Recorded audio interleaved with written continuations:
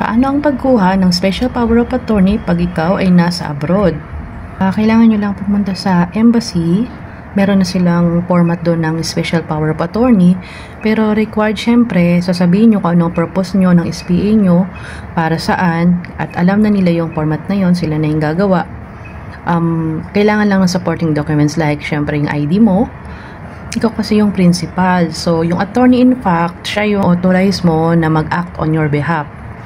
Na pinagkakatiwalaan mo, pwedeng family mo, kapatid, magulang, asawa, or anyone na kaibigan mo, basta pinagkakatiwalaan mo syempre. Siya yung kikilos on behalf of you, parang ganon. So, ganun lang guys. Pagpunta nyo ng embassy, doon siya, meron siyang machine na pindutin nyo anong number 1, 2, 3 or anong, so pang number 3 siya, consular, notarial yun eh. So ang equivalent naman ng SPA sa Pilipinas ay yung sa notarial services. So kung halimbawa nasa Manila kayo, tapos nasa probinsya kayo, wala kayong oras na pumunta ng probinsya at asikasuhin yung dapat yung asikasuhin. Yun, pwede kayong mag-notarize doon sa mag-anak nyo na nasa probinsya.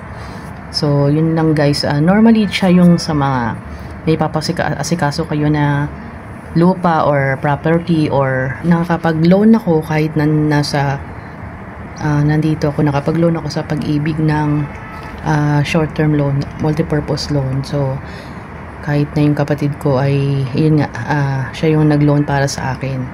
So, hindi dumaan sa embassy yun. So, ginawa ko, dinalan ko lang sa postal, tapos yun, kapatid ko yung nag-loan on behalf of me. Pero yun nga, kailangan nga lang ng mga supporting documents. So, pag loan madali lang naman eh. Pero may mga issue kasi na hindi po kaya ng SPA. So, yun, depende. So, ask nyo lang yung embassy para kung kaya nila yung gawin. Alam naman nila yun kung para saan yung purpose ng SPA ninyo.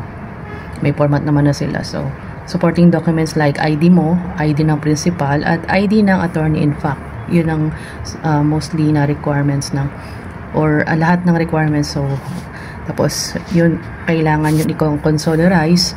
1875, isang papeles, so another 1875. Tapos, pag-expedite is 7.5. So, yun nga, pag-expedite, 1 to 2 days. The next day, available na siya. So, agahan nyo lang guys, kasi minsan pag Thursday hanggang alas 2 lang sila. Tapos, pag naman hindi expedite, 37.50, yung acknowledgement yun, saka yung 7.5, yung isang, yung SPA mismo. So, kung 37.5, 3 to 5 days daw yun. So, depende sa inyo kung hindi naman urgent, why not? Pero kung urgent, so, diba, expedite tayo. Tapos, kailangan nyo rin, depende sa urgency ng ginaasikaso ninyo. Kung urgent, di ipa-FedEx nyo na lang RDHL. So, para it takes like 4 days na makarating sa Pilipinas. Depende sa area nyo pa rin syempre. So, yun lang guys. Sana nakatulong.